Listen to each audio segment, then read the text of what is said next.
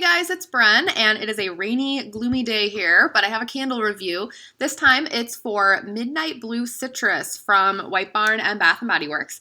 And I'm late to the game on this. This candle first came out as a White Barn exclusive back in January, but it recently launched nationwide at all Bath & Body Works stores this month, April.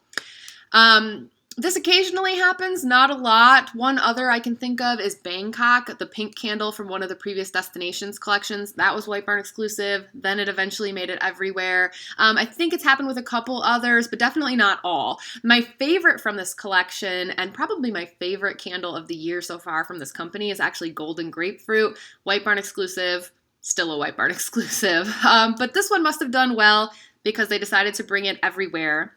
I can tell you I did not purchase this back in January, even though I was tempted to, just because I like to review those White Barn exclusives to tell people about them in case they don't live near a White Barn.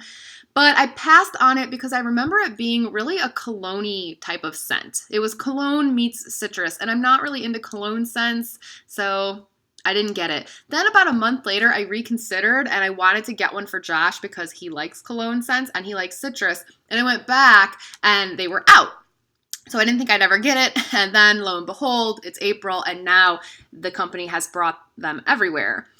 So when I smelled it again this month, I was surprised because I didn't smell near as much cologne as I had remembered smelling. Now, that's probably just me. I'm not saying they changed it drastically or anything like that, but I just remembered it smelling really cologne-y. I get a little bit of a cologne note in it for sure, but it's not nearly as intense as I remember. And it's pretty well balanced with the citrus. I will say that there were three versions or three batches of this in my Bath & Body Works store. And when I say batch, I'm talking about the little number on the bottom. There were A1s, A5s, and A7s. And they did all smell a little different. And the A7 was the most cologne-y and the A1 was the least. So I grabbed an A1. So I think there is a little batch variation. And maybe the one I smelled in a White Barn in January was just like more cologne-y, slightly, the rest of it's probably just my memory. But this one's actually, it's growing on me. I kind of like it. I'm very in the middle on this one. There's pros and cons. I picked it up not because I had to have it, but kind of just out of curiosity and intrigue, and because my mom was interested in it, and I'm going to let her try it later today, actually. And because there was nothing else in the store that I wanted to buy, as I kind of explained in my last video, there hasn't been a lot there that's been grabbing me. So I got this at the $12.50 candle sale with a get a free item coupon too, and decided to try it out. The scent description says, a wonderful mix of fresh citrus, blue waters, and soft musk with the beauty of tropical seas at night. So waters, musk, yeah, those are more cologne type notes.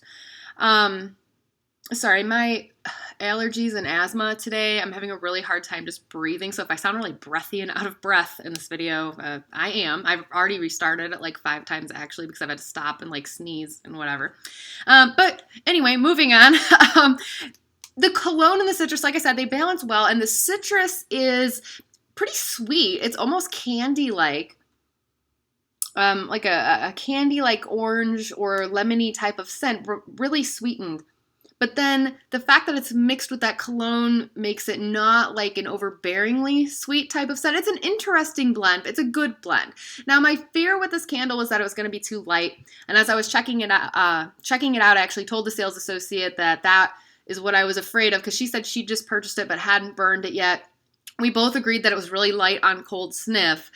And the first time I lit it up, I could barely smell anything. But if that happens to you, stick with it, because I will say the second time I burned it, it got a lot, well, not a lot. It got a little better. Subsequent burns, it has gotten a little stronger. Now, if you like candles that are just like in the background, really light, putting a pleasant note in the air, but not like hitting you in the face when you walk in the room, then this is perfect for you. But if you're like me and you like really strong candles, it's going to seem kind of weak. I would give it on strength and throw like maybe a 4. That's being kind of generous. It's definitely there. You can smell it, but it is light. What I'm happy about is that there's no, like, sometimes with the candles from BBW, especially when they're really light, you get like a kerosene smell or an oily smell or a waxy smell instead of the notes from the candle that you're supposed to be getting, and I haven't really gotten that. It's just not putting off a lot of fragrance at all. The first time I burned it, I did smell like a waxiness, but I think that sometimes happens with new wicks, and so again, burn this more than once to really get a fair opinion of it, because the second and third burns were much better.